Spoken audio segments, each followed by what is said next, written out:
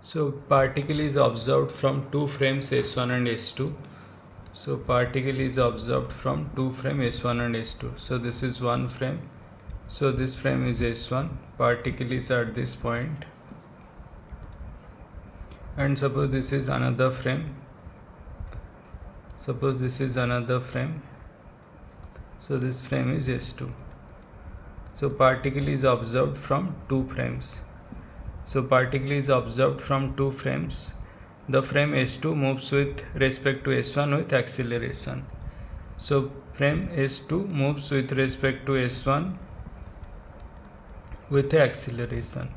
So frame S2, so this is the frame, so this is the frame S2, this is frame S1. Frame S2 moves with respect to S1 with acceleration.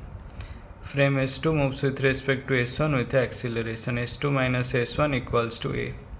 So let F1 and F2 be the pseudo forces on the particle when seen from S1 S2 respectively.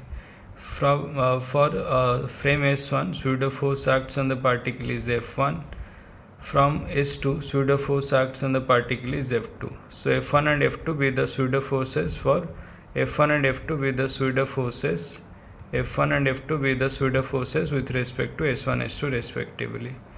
Then which of the following is not possible? As both the frames are moving with acceleration, then pseudo forces must be acting on the particle. As pseudo forces must be acting on the particle, so particle moves with acceleration. So particle moves with acceleration.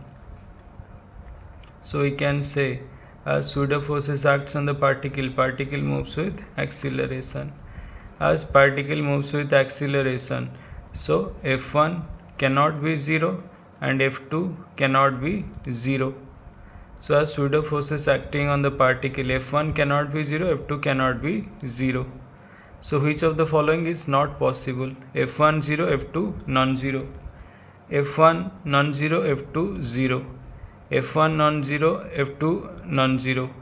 F1 0, F2 0. Which is not possible? Which is not possible? So this is not possible. F1 0, F2 0. So this is not possible because as pseudo force acts on the particle, then F1 is present, F2 is also present. So it cannot be 0. So we can say particle moves with acceleration. So option D is correct. So option D is correct. Option D is correct.